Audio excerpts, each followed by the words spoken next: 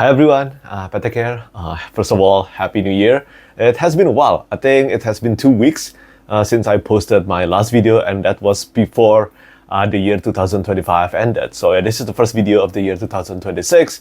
And this video took a bit of time for me to make because the ending of 2025 and also the beginning of the year 2026 was just an insanely busy time for me. I couldn't find the time to actually record a video, and now I hope I can get back to my usual schedule starting from today. And today's video, this will be about Petrik's Choice Awards 2025. So I'll be talking about the many categories for the best books and also the best novella, most surprisingly good, best special edition, and then after that, after the science fiction and fantasy books category, I will be talking about manga and also video games, movies, and anime, basically other entertainment that I consume throughout the entire year. And this year, the year 2025, I definitely read so much more manga compared to novels. So yeah, let's get started immediately. I have 20 topics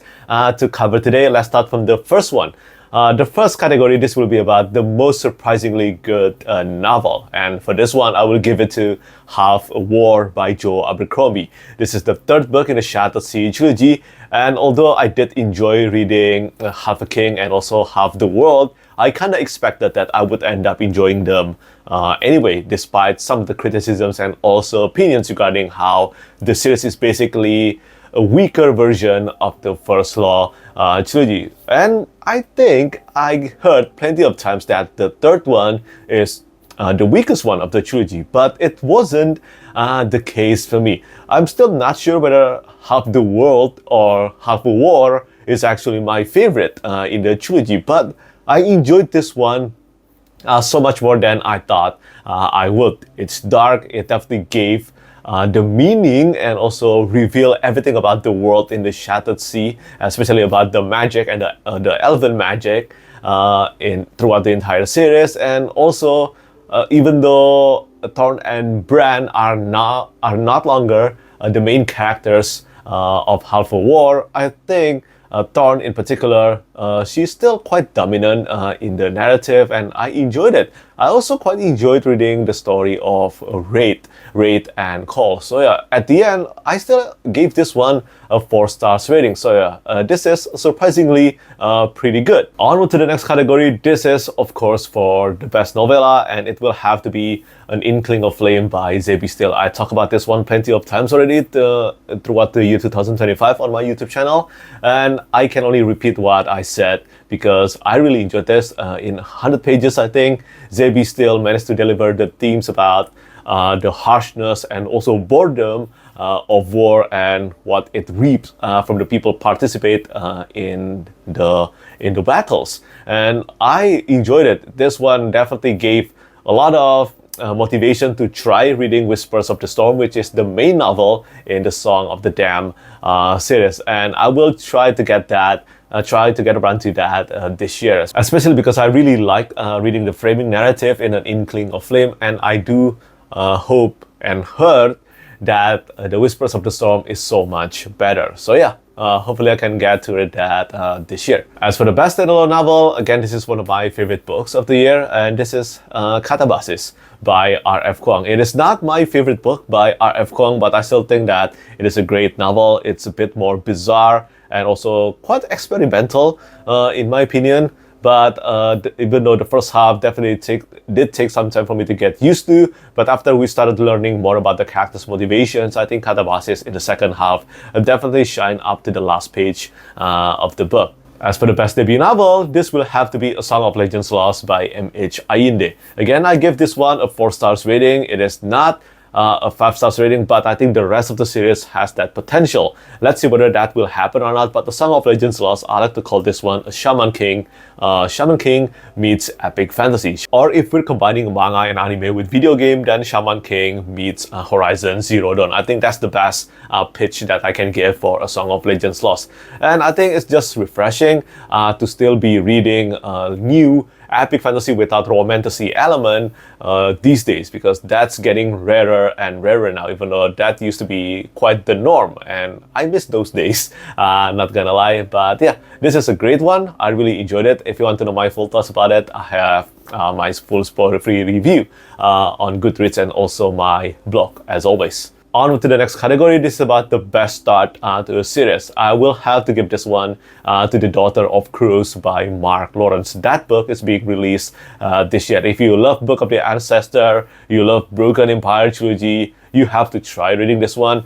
Probably not Red Queen's War, because this is definitely much darker compared to Red Queen's War. It is definitely on the darkness of Broken Empire, but with the setting and also premise that it's a bit more reminiscent of Book of the Ancestor trilogy, Nona Grey. The main character, she reminded me a lot of Nona Grey, except that she's more ruthless and violent. But I really like this one. I think it is one of Mark Lawrence's best first book of a series, just below Red Sister, at least on my first time reading experience. I think many people will end up enjoying Daughter of Crows this year. So that was about the best start to the series. How about the best conclusion? Well, it will have to be Shadows Upon Time by Christopher Rocchio. The end of the Sun Eater series, the end to one of the greatest science fiction series of all time, and I've talked about this in a spoiler-free review on my YouTube channel, so if you want to know my full thoughts about it, you can go check that out. But I absolutely loved this one as well. I think it is, as far as ranking goes, I will have to put this one on the number 3rd or on number 4 as the best book in the series, because I still think that the top 2 will have to be Kingdoms of Death and also Demon in White. Yeah, those two are definitely the best of the Sun Eater, in my opinion. It depends on my mood. Sometimes I prefer Kingdoms of Death, sometimes I prefer Demon in White, but those two are the best one. Right after that, we have Disquiet Gods and also this Shadows Upon Time. Most likely Shadows Upon Time for me, but yeah, it is the biggest book in the series, and it concluded Hadrian Marlowe's story. That's the chronicle that he has told us from the beginning of the series in Empire of Silence. And yeah, love this one. And then after that, the next category will be about the best series that I read in 2025. So this is, of course, the Hierarchy series by James Arlington. I even did a reread of The Will of the Many and still loved it very much, even on reread. And then I absolutely love reading Strength of the Few as well. And I find it quite odd, actually, about Shadows Upon Time and also The Strength of the Few.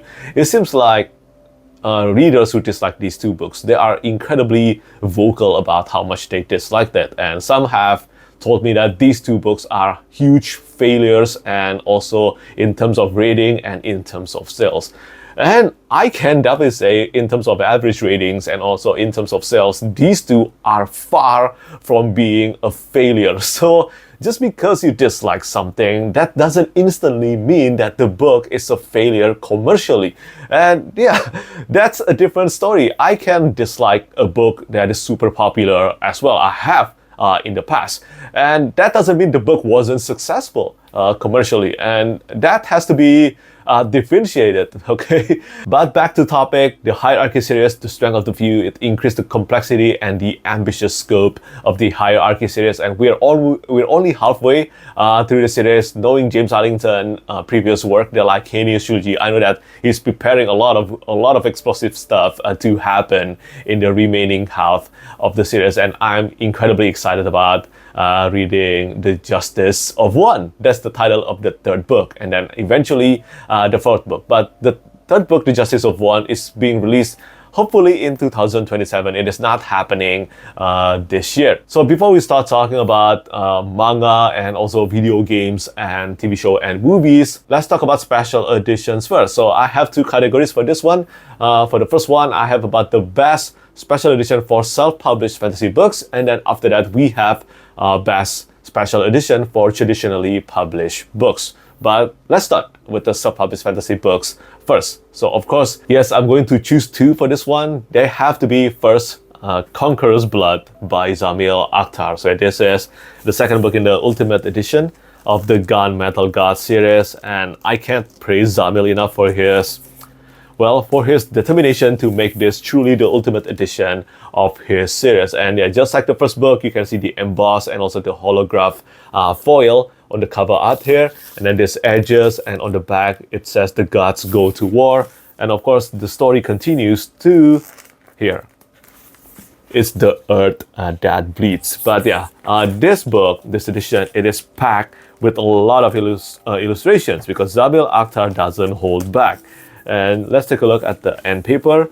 Ta-da! This is by Omer Onal, and then you can see on the dust jacket flaps there are symbols from the series as well, and there is fold-out map as well, a ribbon bookmark, and a lot of colored interior illustrations. And yeah, I still haven't read the Gunmetal God series yet. It is one of my priority to get to eventually. And then it is not only Conqueror's Blood that I think is the best self-published fantasy edition in 2025. The other one is actually something that I worked on. It is Of Darkness and Light by Ryan Cahill, the Broken Binding Press edition. This is the slipcase with illustrations by Katrina Paints. But let's take a look at the book now. Ta-da! It is thick, okay? This book is thick, and the cover art is done by Nemo Art. It has so many illustrations inside as well. Almost all of them are actually in full color. So let's take a look at some of them. And yeah, this is acid-free paper, Smithsonian binding, and this is, of course, gold foil on the board.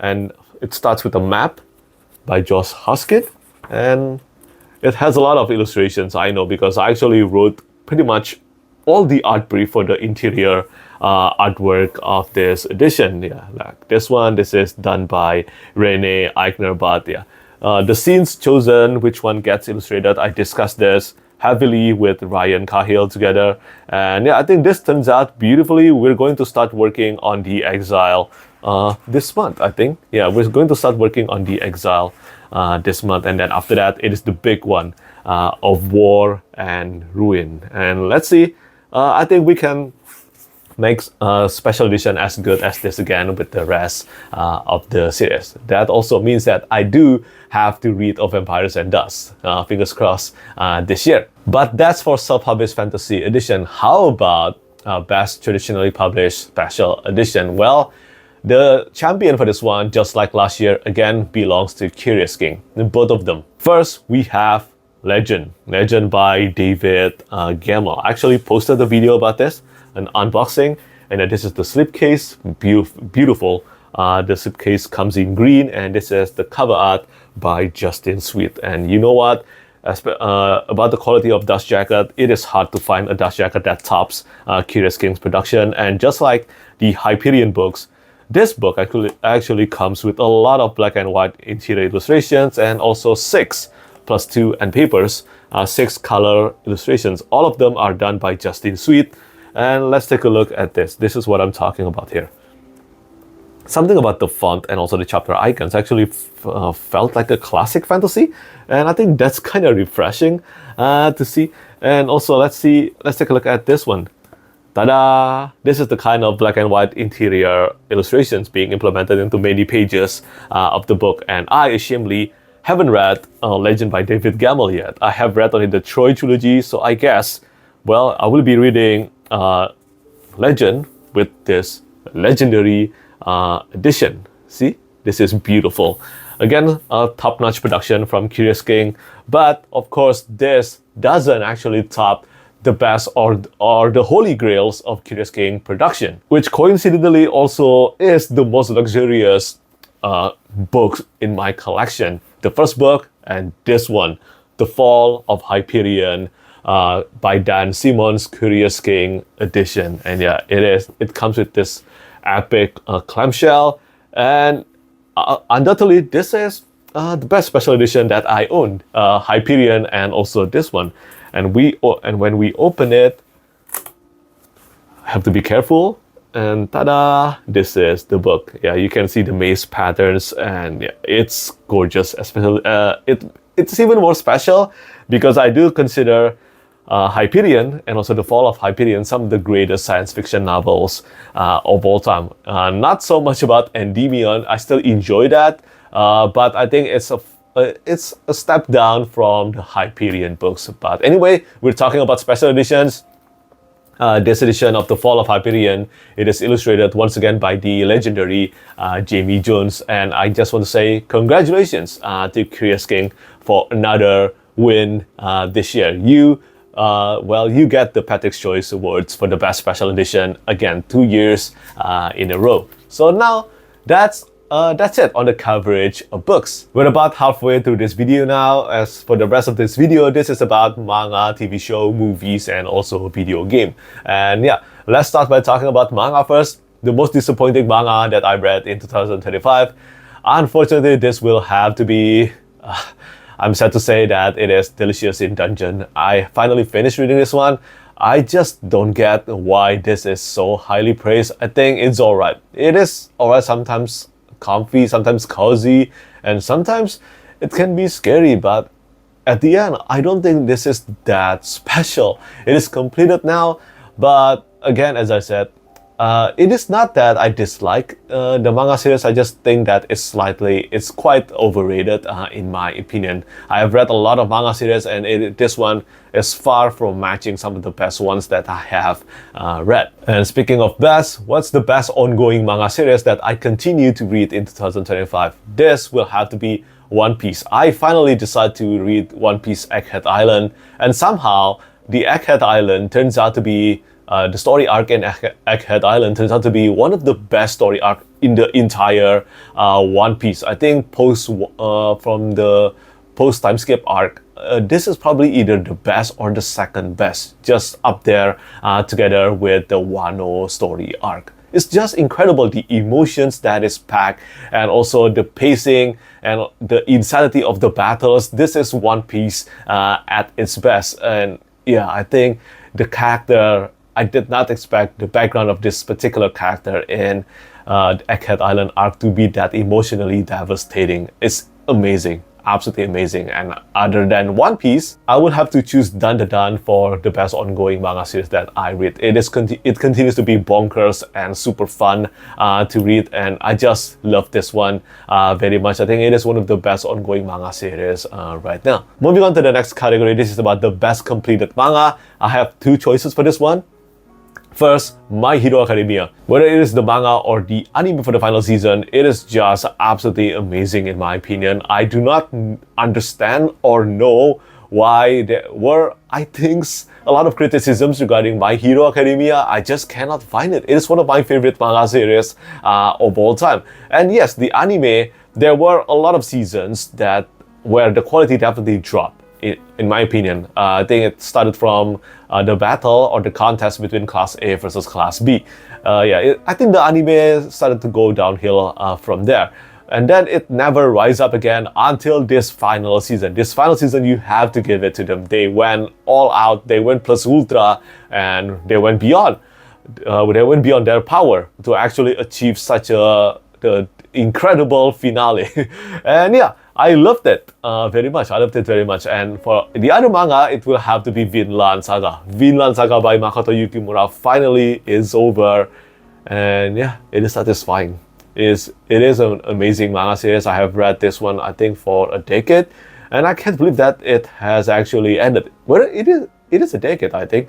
Yeah, it has finally ended, and I felt lost. I felt lost that one of the big three seinen finally reached an ending. I'm talking about Berserk and also Vagabond being the other two. Yeah, Vinland Saga finally reached an ending, a satisfying one, and I can only say congrats to Makoto Yukimura for this achievement. Hopefully there will be a season 3 of Vinland Saga, because Vinland Saga season 2 was phenomenal, and I think having read the entire manga now, the rest of the anime series, if they get adapted properly, unlike One Punch Man, it will be a feat. It will be something special, truly. But moving on to the best new manga that I tried for the first time, again, I'm going to pick two manga series here.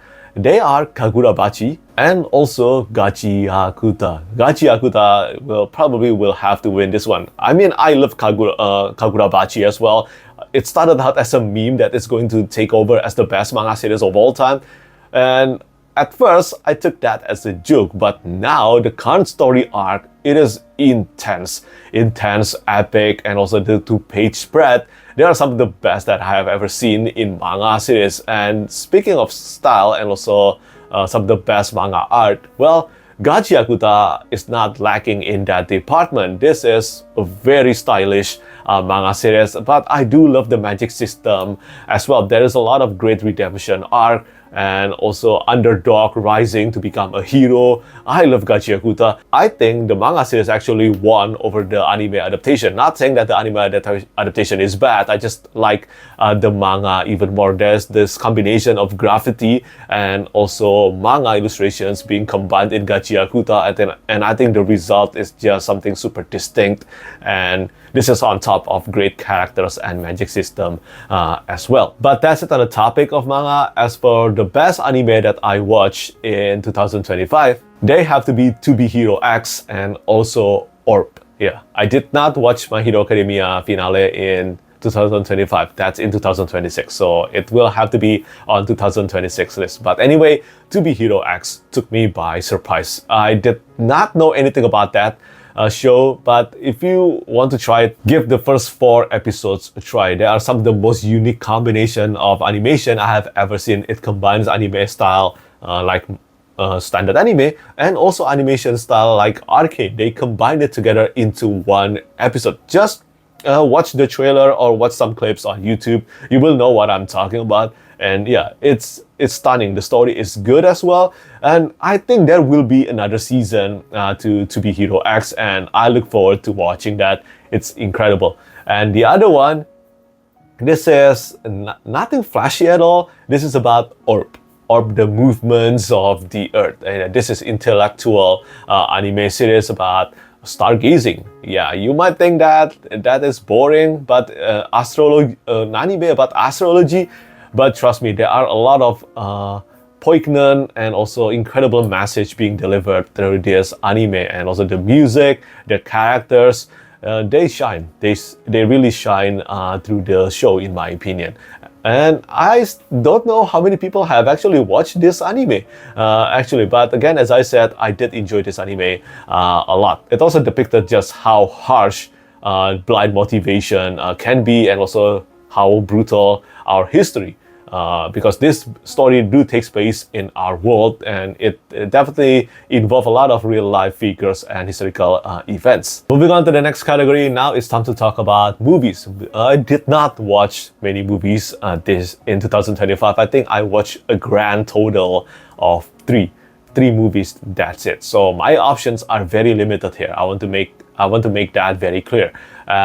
For the most disappointing movie, unfortunately, it will have to be Conclave. Now, I still think that it is a good movie. I just do not understand why it received so many damn awards.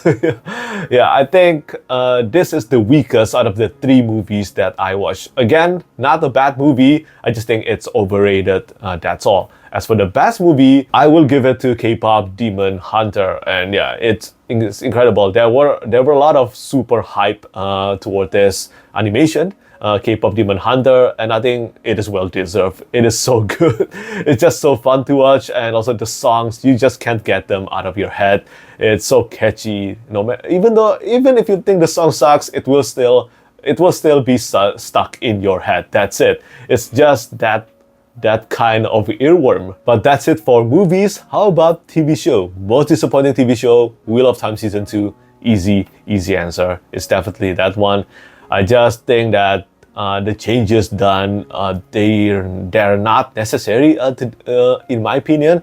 I do consider that The Great Hunt to be one of the best Wheel of Time books written by Robert Jordan. The Great Hunt, The Dragon Reborn, The Fires of Heaven, and Lord of Chaos. So far, those 4 are my favorite books by Robert Jordan. I'm about to read A Knife of Dreams this year. But again, back to topic, I did not like The Wheel of Time Season 2. I think some parts were done well, but overall it's still a disappointment. Probably better than Season 1, I guess, but I still have to watch Season 3. I heard that Season 3 is the best of the TV show adaptation, even though the TV show has been cancelled. Well, I guess I'll find out. Whether it is actually pretty good. And for the best TV show, I have two choices here. They have to be Adolescence and also Andor. Andor is the best of Star Wars, one of the best series for Star Wars ever. It's better than Mandalorian. It's better than pretty much every TV show for Star Wars, in my opinion. The intensity, I think it reminded me of why we enjoyed watching Star Wars in the first place. And I loved it. There were a few episodes that got me, well, let's just say that my jaw dropped, and then I was just left stunned in silence. I think it was episode 5. Episode 5 or the episode 4. I forgot. It was so real. The pain, the intensity, and also the brutality. It was incredible. Just incredible stuff to see that in Star Wars TV show adaptation. Unlike the the other Disney-fied Star Wars that make them look like a joke or kids show, in my opinion. And Adolescence, wow.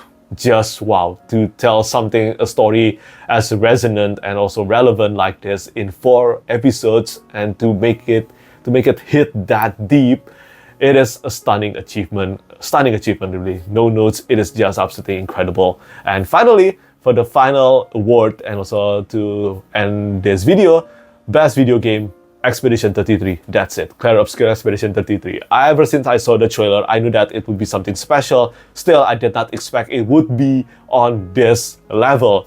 It is one of the best gaming experience I've had, and I've been playing games for decades now. And yeah, loved it very much, even though I played Final Fantasy VII Remake and also Final Fantasy XVI throughout the year 2025. Clair Obscur Expedition 33 top over them both easily. Music, voice acting, storyline, everything is just A tier.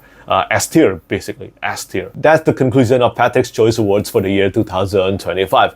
Again, I want to say thank you so much to all of you who are patient with me as I navigate through this new period of life. I've been behind on pretty much every single thing, and I'm trying to get on top of things as best as I can, and I truly appreciate the patience.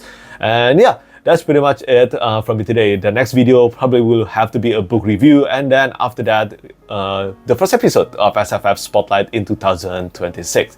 So yeah, do let me know what you think about my choices in the comment section down below. And as always, thank you so much for watching, and thank you for your support. Bye bye. Lastly, I want to say thank you so much once again to all my patrons who keep on supporting me.